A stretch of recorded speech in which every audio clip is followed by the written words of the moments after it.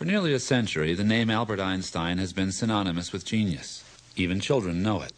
But few understand the meaning of Einstein's theories, or why his name has taken on an almost mythical significance in our culture. What is light made out of? Why doesn't the moon fall down? Why do I have to grow older? Why can't I just grow younger? Is there anything else besides the universe? When my daughter was 2, I used to try to answer these questions. But now that she's 5, I answer, "Would you like some ice cream?" They're always asking why. Why? It's cute at first, but then they can get irritating. Sometimes their questions make me feel a little stupid. I guess it's because I don't know the answers. We call ourselves grown-ups, but sometimes, as our bodies grow, our minds shrink from the big questions. A few philosophers and scientists have not only continued to ask the questions, they have actively sought the answers. Science is, after all, an attempt to describe the universe. At the beginning of the 20th century, a young patent clerk in Bern, Switzerland began to ask and answer some very big questions. And in doing so, changed the way we perceive the world. He also changed the world itself. His name was Albert Einstein. It's hard to believe, but true, that when he and other young men began their careers in the field of physics at the turn of the century, they were told that it was a limited field because all the great discoveries had already been made. Part 1. Einstein's special theory of relativity. We're told that Newton learned a lot about the physical world when an apple fell on his head. That probably didn't happen, but the apple is a good symbol of classical physics. It's solid, and we can see it. And the perceptions of the physical universe at the end of the 19th century were the classical ones, the ones that had been formed 2 centuries earlier by Newton and Galileo. Their theories described, among other things, the way objects move in time and the measurements of such motions. They took into account, these theories took into account that such measurements are going to differ from one set of observers to the next. And these measurements that differ are called relative. Other measurements are going to be the same for all observers, and these measurements that are universally agreed upon, they called absolute. Take the motion of an object, for example. Whether or not an object is moving depends on the observer. According to Newton's physics, there's no meaningful way to say whether an object is really in motion or is at rest. Despite this, Newton seemed to have a need to believe that there was a meaning to absolute rest. Einstein showed that Newton's ideas about space and time ultimately were wrong. But to understand what it was that Einstein did, we have to understand what Newton's ideas of space and time were. To do that, we're going to get some help with this example of a moving train. Hi, Haley. Hi. Want to play a little game of ping pong and help me illustrate something about physics? Okay, but I don't have a paddle. Well, I only want the ball to be moving in one direction. So this is going to be a special game of ping pong. It's going to be one-sided. Well, it won't be ping pong. It'll just be ping. Okay, then let's play a game of ping. Okay? Okay. Okay, when I hit the ball, it travels about 1 meter between bounces, and it takes about 1 second. So we here on the train see the ball moving at 1 meter per second. But outside the train, things are different. Let's go outside the train. The train is moving at 40 meters per second. We'll soon pass 2 farmers, 41 meters from each other. Now, for the purposes of this demonstration, we're going to slow time down to 1/10 its normal rate.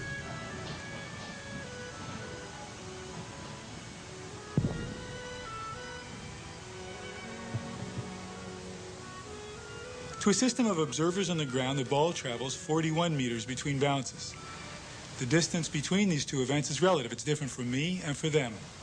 But the time between the 2 events remains 1 second for all of us. It's absolute. In this relativity, the relativity of Galileo and Newton, it follows that the speed of the ball is relative. Different distances, same time. This is the so-called classical viewpoint on space and time, the relativity of Galileo and Newton.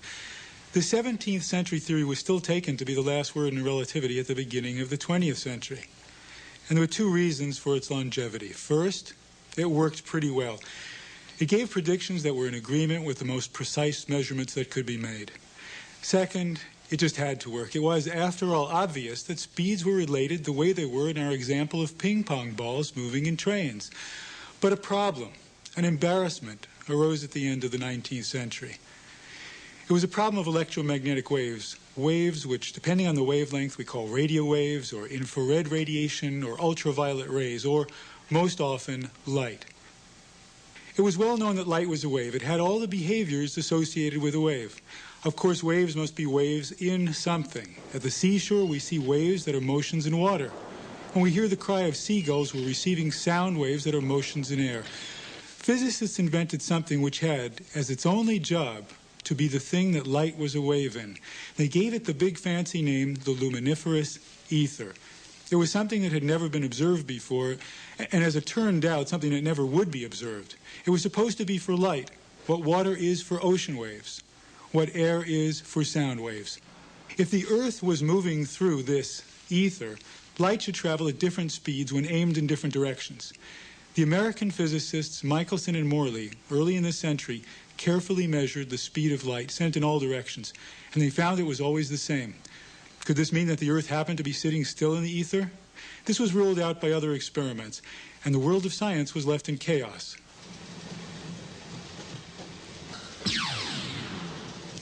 For us here on the train, the pulse of light travels about 1 meter. For the observers outside, the light, of course, travels further between the time it emerges from the gun and the time it hits the paddle. It's the same as we saw with the ping pong ball. But if those on the outside see the light go further in the same time, then they are observing light to move more quickly than we do here on the train. This directly contradicted the findings of Michelson and Morley. It was a time of desperation, and the explanations scientists came up with were as unsatisfying as they were contrived. Classical physics had shown that objects, like ping pong balls, should move at different speeds relative to different observers. But Michelson and Morley had recently demonstrated that light does not behave this way. Its speed is always constant, relative to every observer, no matter how fast or in what direction the observer is traveling. The world waited for someone who would see through the fiction of the ether to a new view of the universe. Albert Einstein was born in Germany in 1879, the son of a minor industrialist. At school, young Albert hated the rigid demands for mechanical repetition and cramming for exams. As a result, some of his teachers thought he was stupid. The popular legend that Einstein was a poor student has given comfort to parents all over the world. But in fact, it's not true. What is true is that Einstein was highly self-motivated and utterly fascinated from a very young age with theoretical subjects. By the age of 10, he announced his intention to discover the laws of nature, and by 15, he wrote a paper trying to reconcile the major streams of 19th century physics. However, it is also true that in the harshly discipline-based educational system of pre-war Germany, the young Einstein was something of an anomaly. His resentment of that entire militaristic society was no weaker than the resentment which some of his teachers felt toward him. When Einstein's family moved from Germany, Einstein was admitted to Zurich's Polytechnical Institute on the strength of his math scores alone, despite the fact that he held no high school diploma. Following his graduation from the Polytechnic, Einstein was the only member of his class who was unable to secure a teaching position anywhere. He was forced to take a rather tedious job at the patent office in Bern. He also married a former classmate from the Polytechnic named Mileva Marek. But their marriage soon revealed itself to be an unhappy one, and it was to end in 1914.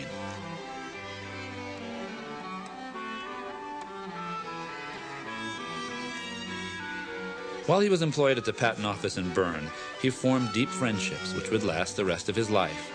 And in his spare moments, he ruminated about the enigmas of classical physics. Remember the train and those farmers? Well, it isn't really all that difficult to understand how Einstein explained the paradox of light speed. He pointed out that the observers on the outside of the train do indeed see the light pulse travel a greater distance, but they also see it take a greater time. To the farmers, the event must take longer than it did for Haley and me, because the speed of light, as Michelson and Morley had found, must remain constant. We can't have it both ways. If we want the speed of light to be absolute, to be the same for all observers, then time cannot be the same for all observers. Alone among the physicists of his day, Einstein resolved the paradox of light speed, not by changing a detail of electromagnetism, the theory describing light, but by changing our view of the nature of space and time, and the consequences were very disquieting. One of the revolutionary ideas Einstein came up with in 1905 was this resolution of Michelson and Morley's findings with classical physics. Time, he said, must move at different speeds if light always moves at the same speed. This affects not only laser guns, but also everyday occurrences. The simple act of traveling on a train, for example, makes time move at a different rate for you than for people in the towns you travel through. Suppose, for example, both ping pong players smack the table with their paddles at precisely the same time in the train system. Ready, Haley? 1, 2, 3. In the train system, the elapsed time is 0. The events are simultaneous, but not to the farmers. The farmer on the right measures the slam on his side of the table to happen slightly later. The delay is only about a half of a millionth of a billionth of a second. So it's not very important for daily schedules, but it is enormously important to a view of the way things are. It says that simultaneity is not an absolute concept. These claims about time and space are no longer controversial. They're demonstrated with high precision every day by particle accelerators, by cosmic ray detectors, and by the other instruments of today's physics. Scientists can study, for example, a subatomic particle with a half-life of a billionth of a second. That is, a particle that lives a billionth of a second when it's at rest in a laboratory. If that particle, say in the form of a very high-energy cosmic ray, shoots through the laboratory at a very high speed, it can be measured to have a lifetime as long as a full second. The mathematics of the new relativity, Einstein's relativity, was simple. It was mostly at the level of high school algebra. But to suggest this vision of the physical world required genius and audacity. It amounted to claiming that what our intuition demanded to be true of space and time was not, in fact, the way the physical world worked. Scientists would never again trust common sense as a reliable guide to what could and could not be.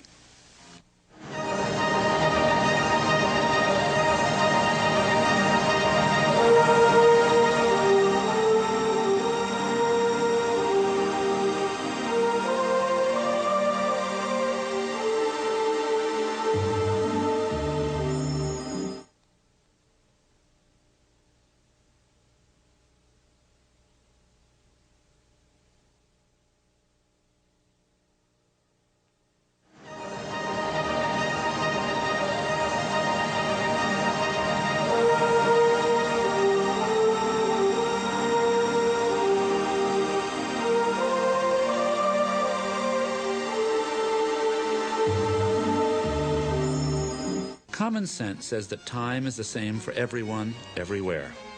Einstein proved it is not. In the 1970s, 2 atomic clocks, incredibly precise in their time, were used to test Einstein's theory that time slows down with increased velocity. When the clock on an airplane having traveled around the world was compared with a matching clock at the starting point, the traveling clock showed an earlier time than the stationary one. When Einstein published his insights into space and time, his so-called special theory of relativity, he was unknown in the academic world. Soon his career flourished. He met the leading physicists of the day.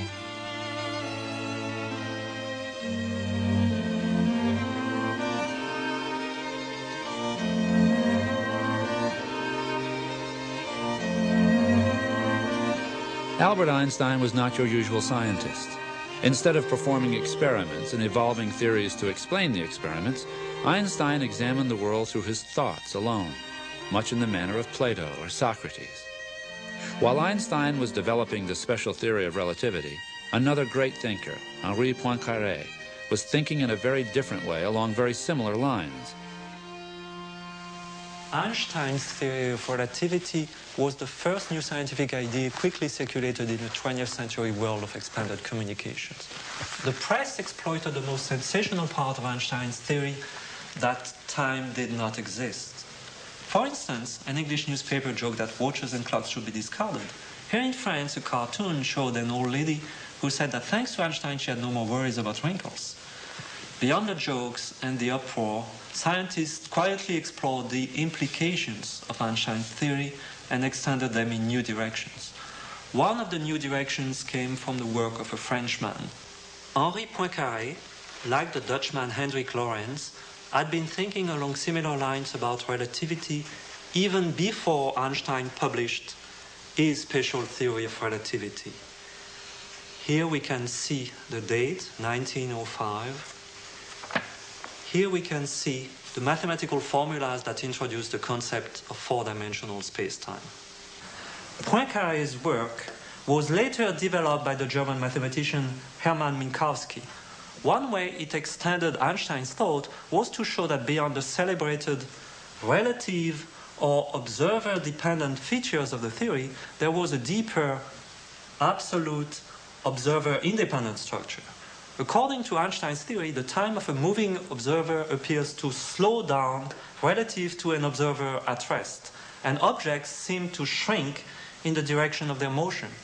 These are all observer-dependent consequences of Einstein's theory, but Poincaré and Minkowski found structures which would be the same for every observer. These observer-independent results came to be embodied in what is now called the Minkowskian geometry of space-time, without a hyphen, indicating that space and time are not separate entities but simply complementary aspects of the same thing. In the space-time view, the basic concept is that of an event, that is, something that happens at a certain time and at a certain place. Take, for example, the train in which Richard Price and Haley were traveling when we last saw them. Suppose another train is coming in the opposite direction. According to Einstein's special theory of relativity, the prediction of where or when these trains will cross depends on the position and velocity of the observer. They will cross in different places for observers moving at different speeds. However, one absolute statement can be made. Assuming the trains do not stop or turn, they will eventually cross, and their crossing defines an event. Space-time is defined as the collection of all possible events. Space-time has four dimensions. The three spatial dimensions of height, width, depth, time being the fourth dimension. Without the work which Poincaré began as early as 1905 and which Minkowski expanded upon in 1908, Einstein would never have been able to develop the ideas put forth in his special theory into the more global general theory of relativity. In 1913, Einstein was offered election to the Prussian Royal Academy of Sciences and a professorship in Berlin, despite opposition from the anti-Semitic and conservative members of the German scientific community. 5 months after Einstein accepted the academic post and moved from Switzerland to Germany, war broke out.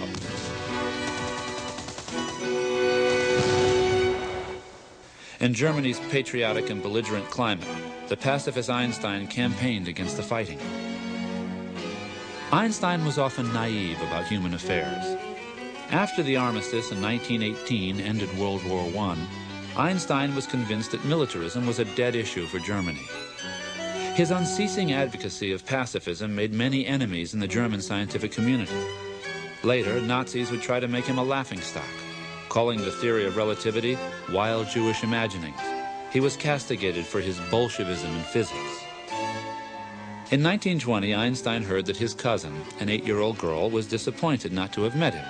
He sent her a postcard with a description of himself. Pale face, long hair, and a tiny beginning of a paunch, in addition to an awkward gait. I usually have a cigar in my mouth. But crooked legs and warts I don't have. Also no hair on my hands. So I'm quite handsome. At about the same time, Einstein described an important thought which led to another of his great theories. Part 2. Einstein's general theory of relativity. In 1907, I was sitting in a chair in the patent office in Bern, and all of a sudden there occurred to me the happiest thought of my life. If a person falls freely, he will not feel his own weight. I was startled. This simple thought made a deep impression on me. It impelled me toward a theory of gravitation. To understand Einstein's happiest thought, imagine our friend Haley standing on a meadow near the edge of the cliff. In the meadow is a toy cannon, blasting the cannonball 5 meters into the air. The trajectory is called a parabola.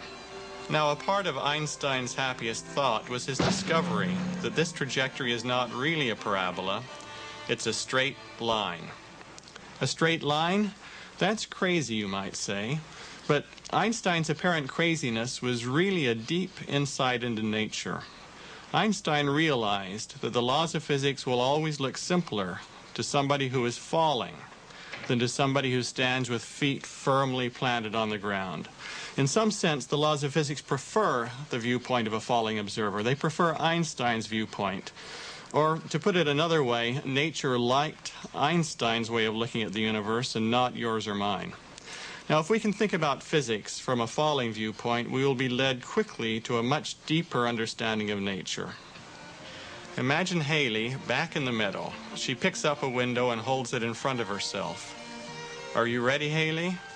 I'm ready. She then steps forward off the cliff just as the cannon is fired. And as she begins to fall, she watches the ball through the window. Now let's slow things down and look closely at what Haley sees through her window as she falls. The ball's trajectory is indeed a straight line relative to the window and not a parabola. It's a straight line as seen by Haley, the falling observer. Now, to you or me, this insight is just cute. But to Einstein, it was powerful. To understand its power, let's consider the properties of straight lines as described by Euclid's laws of geometry. If we have two straight lines and they initially are parallel, then they never will cross. They'll always remain parallel. Or at least this is so if the lines are drawn on a flat plane as they are here. On the other hand, if they're drawn on a hemisphere or on any other curved surface, then they will cross. It's the surface's curvature that is forcing them to cross. Now, is the three-dimensional space in which we live curved or is it flat? This was the question to which Einstein was led by his happiest thought. To answer the question, we can follow the straight trajectories of two cannonballs and see whether they cross. Imagine Haley back in the meadow with two cannons. She grows larger and larger until she's a tenth the size of the Earth. The cannons then fire their two balls into the air along precisely parallel trajectories. And we have arranged for two Earth-eating moles to tunnel their way down through the Earth ahead of the balls.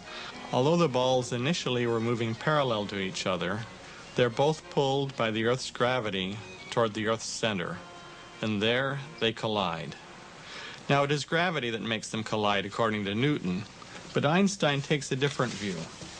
Einstein regards the ball's trajectories as straight lines that initially were absolutely parallel, but they are being forced to cross by a curvature of the three-dimensional space in which we live. We can visualize the curvature at work by imagining our space and the Earth and Haley as two-dimensional, not three. The Earth and its space are actually bent in a higher dimensional hyperspace that we and Haley living on the Earth have absolutely no ability to perceive. The cannons fire their balls.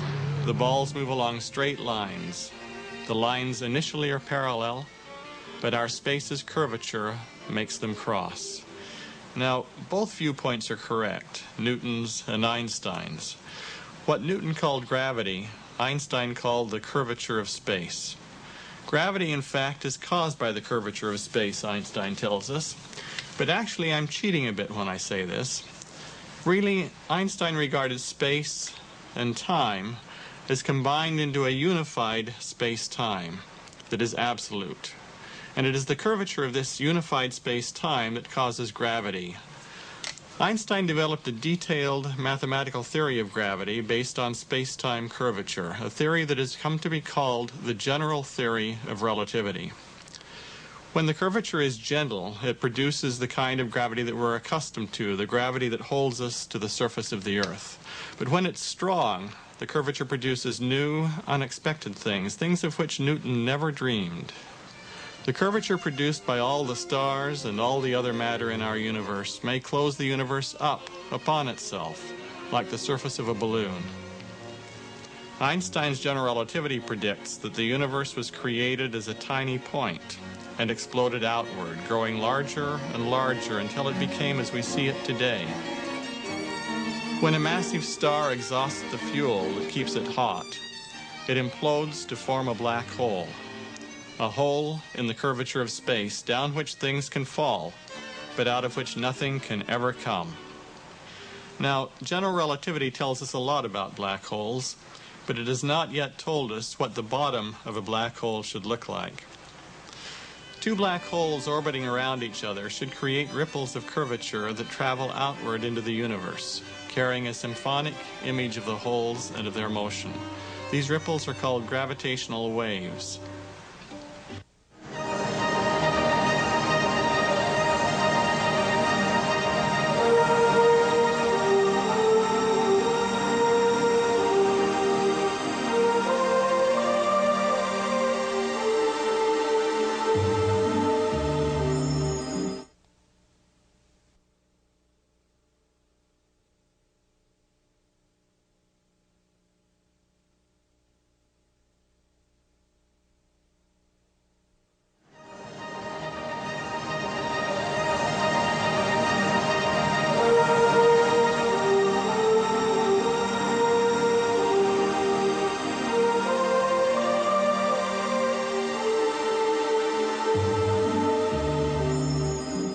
"75 years after Einstein predicted gravitational waves, physicists have taken up the challenge of detecting them and decoding their symphonies.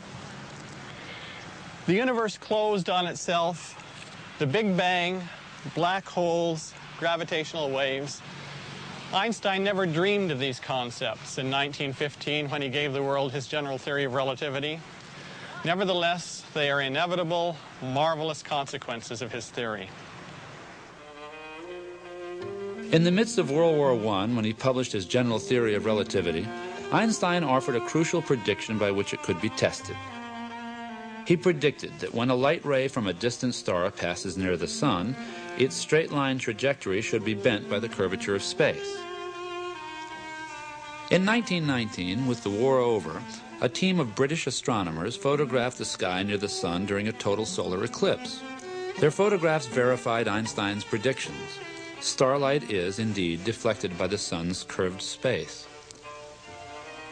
Soon after this triumph, Einstein began a series of trips abroad which brought him into contact with the famous and powerful. In 1922, he received the Nobel Prize in Physics. In the media, Einstein had become the first true scientific celebrity of the 20th century. As much as Einstein may have enjoyed the pursuit of the press, it once was too much for him, and he responded rather graphically to a photographer. Not at all embarrassed by its widespread publication, he used it for a Christmas card. Back home in Germany, Einstein did not find a climate conducive to either scientific study or the publication of his ideas. In fact, with financial chaos, the rise of Hitler, and rabid anti-Semitism, it was time to think about living elsewhere. Although Einstein was denigrated in Berlin, he was in great demand in other European cities. During his travels to Paris and London, his lectures were so popular that one impresario offered him a 3-week booking at the London Palladium.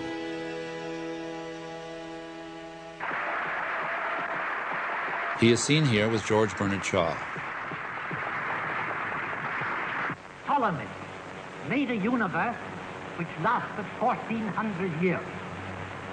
Newton also made a universe which has lasted 300 years. Einstein has made a universe, and I can't tell you how long that will last. It is of great importance that the general public be given an opportunity to experience consciously and intelligently the results of scientific research. Restricting the body of knowledge to a small group deadens the philosophical spirit of a people and leads to spiritual poverty.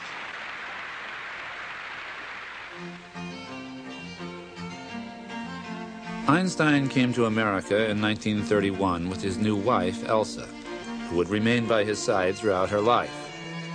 The purpose of the trip was to meet with Edwin Hubble, the the famous American astronomer after whom the recent space telescope was named. Hubble had published proof that ours was not the only galaxy, and that the universe was expanding, as predicted by Einstein's general relativity theory. While at Mount Wilson, Einstein heard the Belgian scientist Lemaitre detail his theory that the universe had been created by the explosion of a primeval atom and was still expanding. Einstein jumped to his feet, applauding. This is the most beautiful and satisfactory explanation of creation to which I have ever listened.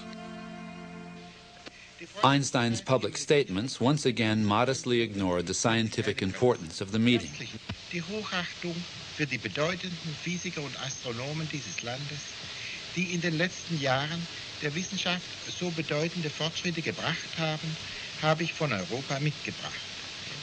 Die Freundlichkeit, die mir hier von allen Menschen zuteil wurde, kannte keine Grenzen. Herzlichen Dank und auf Wiedersehen.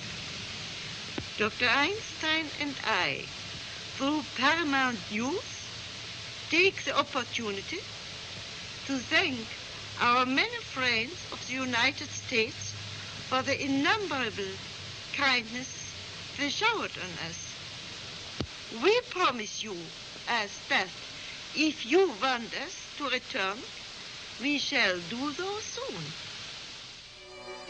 During the 1933 trip to California, Einstein's affiliation with Germany was permanently severed. He learned that Jews were barred from civil service and that his country house had been confiscated. I do not wish to live in a country where individuals have no legal rights, freedom of speech, or academic freedom. The situation in Germany today is one of mass mental illness.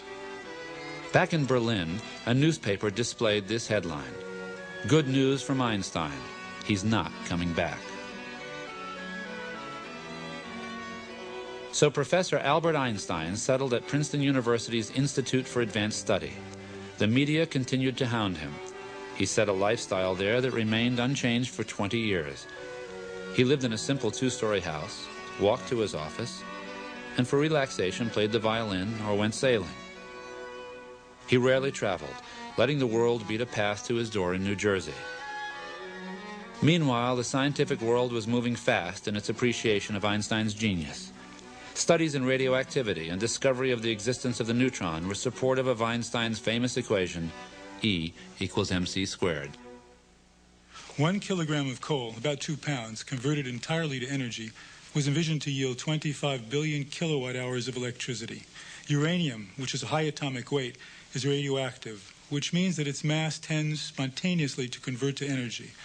But according to Einstein's theory, any mass can be converted to energy, even this turtle.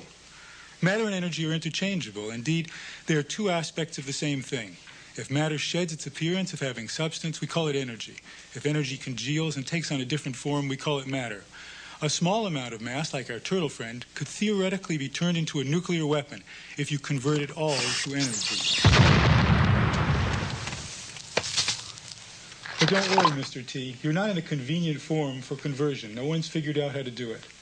E equals mc squared made the development of nuclear weapons possible, but it also explained how the sun and the stars can go on radiating light and heat for billions of years. From 1920 to 1934, scientists from many countries were applying E equals mc squared to supporting discoveries. In Britain, Francis Aston and Ernest Rutherford and Sir James Chadwick. In France, Frédéric and Irène Joliot-Curie. In Germany, Otto Hahn and Fritz Strassmann. In 1934, the first physicist who realized that the equation could be applied to military ends was the Hungarian Leo Szilard, a former student of Einstein's. He tried to persuade the American authorities to undertake research toward the development of an atomic bomb utilizing uranium fission. The Germans were at that time harvesting uranium from all over Europe, and it was clear to Einstein and other scientists why they were doing so. Einstein finally decided to sign a letter to President Roosevelt regarding this situation. This new phenomenon could also lead to the construction of bombs, and it is conceivable, though much less certain, that extremely powerful bombs of a new type may thus be constructed. A single bomb of this type might very well destroy a whole port together with some of the surrounding territory. Almost immediately after receiving Einstein's letter, Roosevelt began setting up the necessary committees to investigate the matter further. A month after Einstein wrote his letter, Germany invaded Poland and destroyed Warsaw. The Second World War had begun.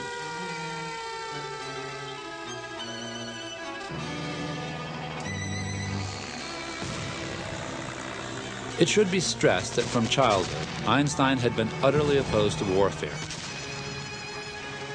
He had, however, experienced the madness of the Nazis firsthand. Some of the greatest physicists of Germany had derided his thinking because it was not Aryan, and he had seen both his person and all of his fellow Jews threatened with extinction.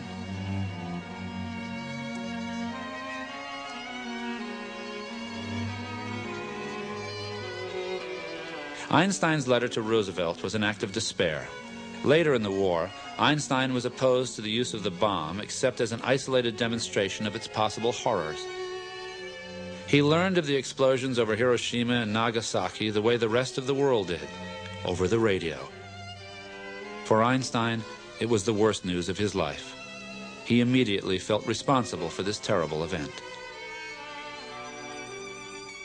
I committed a great error in my life when I signed the letter to President Roosevelt recommending the manufacture of the atomic bomb. He did not participate in the actual development of the bomb, and he did participate very prominently in opposition to further uses or development of nuclear weapons.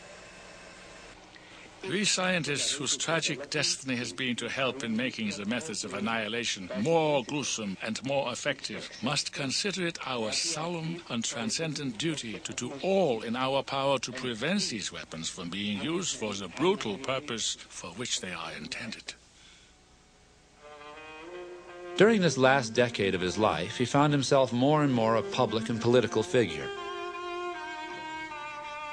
Throughout his life, Einstein had been outspoken in his support of the plan for a Palestinian homeland for the Jews. In appreciation of this and his world renown, he was actually offered, though he declined, the presidency of the new state of Israel. His reason for declining was as follows. Equations are more important to me because politics is for the present, but an equation is something for eternity.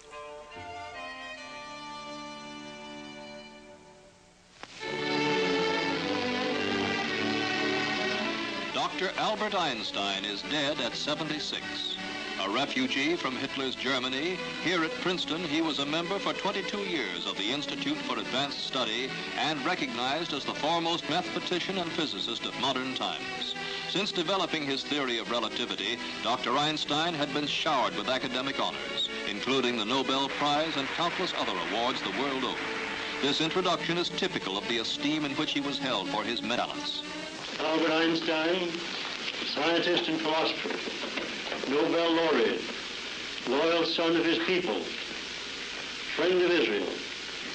His daring speculations, coupled with deep researches in mathematical physics, have ranged from the microcosm of the atom to the macrocosm of interplanetary space.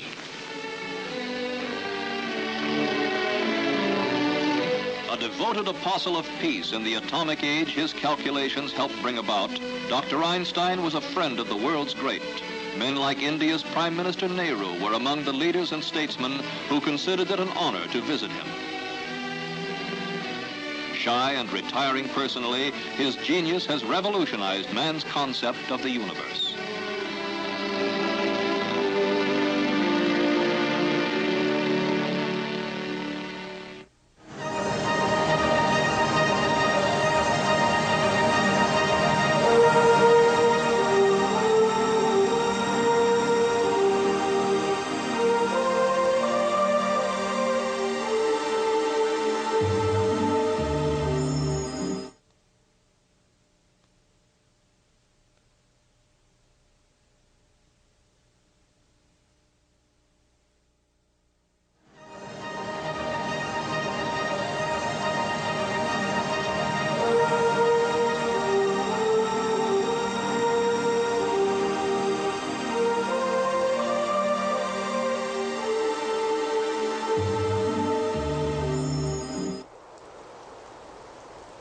Albert Einstein died in the hospital at Princeton. His final words were, "I only wish I'd had more fun." The autopsy showed that Einstein's brain, which was of average size, differed in no way from those of other men. He had forbidden any memorial ceremony, which he considered repugnant. He wanted neither eulogies nor a grave. Only his closest relatives and friends took leave of him at the cremation. In accordance with his wishes, the ashes of this citizen of the world were scattered to the wind. In the years after Einstein's death, it was fashionable in the scientific world to say that Einstein's great thinking was all in the first 45 years of his life, and that he wasted his later years looking for a unity in the cosmos. In his later work, he avoided making use of quantum mechanics, even though Einstein had originally nurtured this theory. Had he further pursued his early work in quantum mechanics, as Niels Bohr and Werner Heisenberg did, the scientific community would have continued to look upon him as their most forward-looking and brilliant thinker. Part 3. Quantum Mechanics. In 1905, the very same year that Einstein perfected our understanding of light with his special theory of relativity, he also set in motion a spectacular attack on that understanding, with the absolutely outrageous suggestion that light could carry energy only in small packages. When I shine light on this solar cell that powers this toy helicopter, the rotor starts turning. The light is kicking around electrons inside the cell, and it's the energy the electrons get from the kicks that powers the helicopter. The fact that light can kick electrons around like this was only discovered at the very end of the 19th century. Explaining it was one of the few remaining unsolved puzzles about light. In his 1905 paper, Einstein explained this photoelectric effect with a shocking generalization of an idea Max Planck had come up with in 1900 in his own desperate attempt to deal with some glaring inconsistencies in the theory of heat. Planck had noticed he could fix things up if certain kinds of energy came in lumps, which he called quanta. But nobody, including Planck himself, really knew what to do with this until Einstein realized that by boldly extending Planck's notion to make light itself lumpy, he could account for the photoelectric effect. It wasn't until 1915, 10 years after his proposal, that experiments unambiguously showed that Einstein's idea about light quanta was absolutely right. Einstein won the Nobel Prize in 1922 for using light quanta to explain the photoelectric effect, not for relativity. Although his name will always be linked with relativity, the fact is that if Einstein had never written a word about relativity, his pioneering role in quantum physics would have marked him as one of the greatest physicists in history. After launching the quantum revolution, Einstein remained an active participant. He was an inspirational and an authoritative figure in the 20 years of turmoil that followed. In 1925, Niels Bohr, Werner Heisenberg, and others put together the final form of the theory, called quantum mechanics. At that point, Einstein developed serious misgivings. The first, the boldest, and the most radical of the quantum revolutionaries turned into the theory's most severe, penetrating, and conservative critic. Einstein objected most vehemently to the refusal of quantum mechanics to offer any intuitive picture of what actually happens in the world. It fails, in his own words, to represent a reality in time and space. Indeed, the theory refuses to admit that things have properties at all, unless we actually measure those properties. Ordinarily, when you want to see something, you shine light on it. In doing this, you ever so slightly disturb what you're looking at, because light exerts a very gentle pressure. But this pressure is so tiny that something as big as this rose is hardly affected at all. Suppose, though, we were looking at a much more delicate flower, like this wispy chrysanthemum. If something is delicate enough, shining light on it will disturb it, so it's impossible to learn what it was like when undisturbed. We can try to deal with this by making the light dimmer. Of course, as what we're studying gets more and more delicate, the light has to be made even dimmer. Before Einstein came up with light quanta, everybody just assumed that you could always make the light dim enough to make this disturbance completely unimportant. Einstein, however, pointed out that light is lumpy. It comes in quanta. I can illustrate the consequences with this strobe light. Ordinary light contains so many tiny quanta that you can't tell the light is lumpy at all. But when you make the light dimmer, what you're doing is reducing the number of light quanta without reducing the strength of each individual quantum.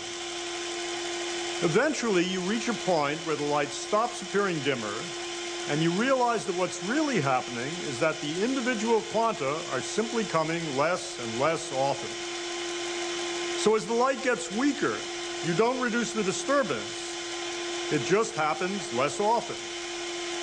Whenever you actually manage to see the flower, it's being shaken up in the same old way.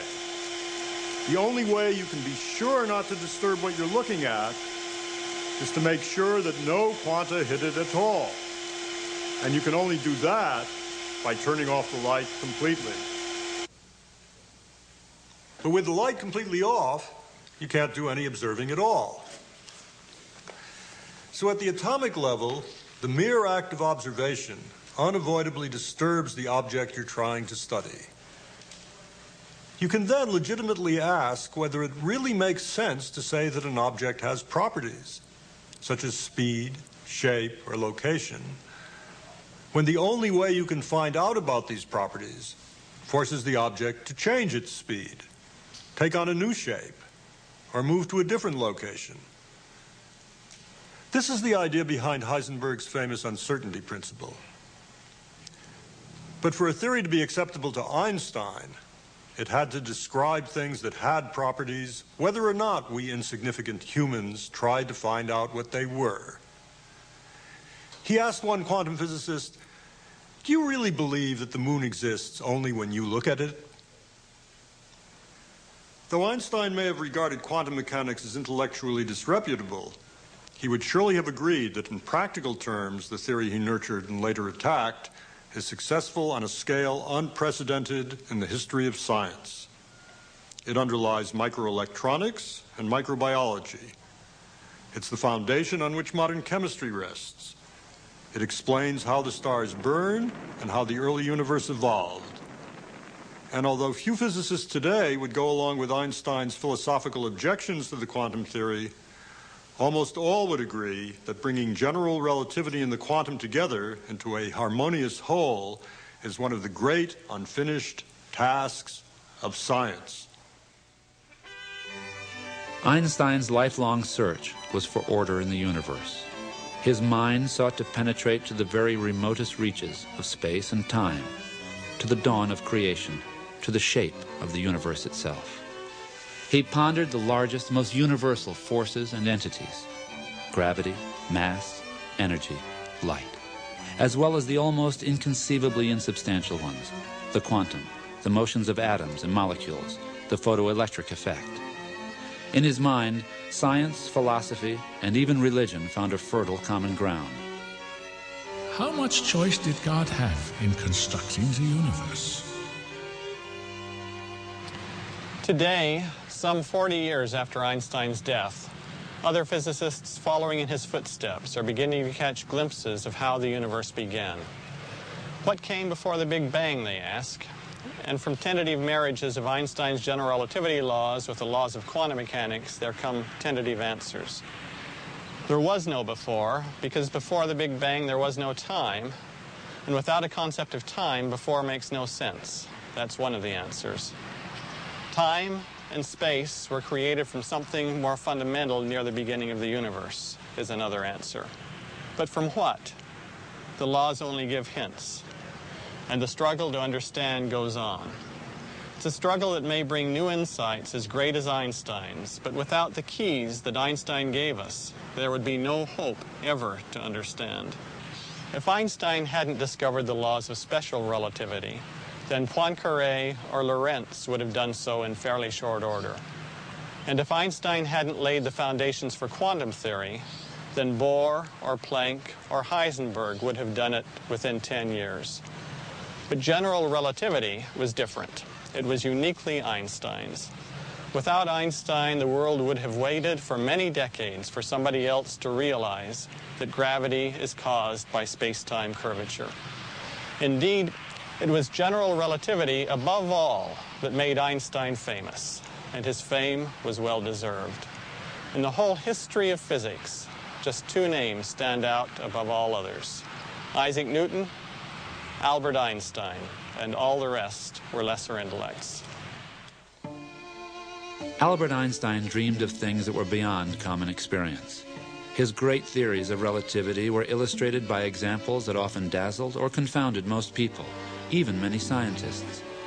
For Einstein, more than any other thinker, questioned our most basic assumptions about the nature of the world we inhabit. But as he unlocked the mysteries of the universe for himself, he found it was like a set of nesting boxes. He found more mysteries. In 1932, he made a spoken record for the League of Human Rights. He called it My Credo. The most beautiful and deepest experience a man can have is the sense of the mysterious. It is the underlying principle of religion as well as of all serious endeavor in art and science. He who never had this experience seems to me, if not dead, then at least blind. To sense that behind anything that can be experienced, there is a something that our minds cannot grasp, whose beauty and sublimity reaches us only indirectly. This is religiousness. In this sense, I am religious. To me, it suffices to wonder at these secrets, and to attempt humbly to grasp with my mind a mere image of the lofty structure of all there is. In Demut ein mattes Abbild geistig zu erfahren.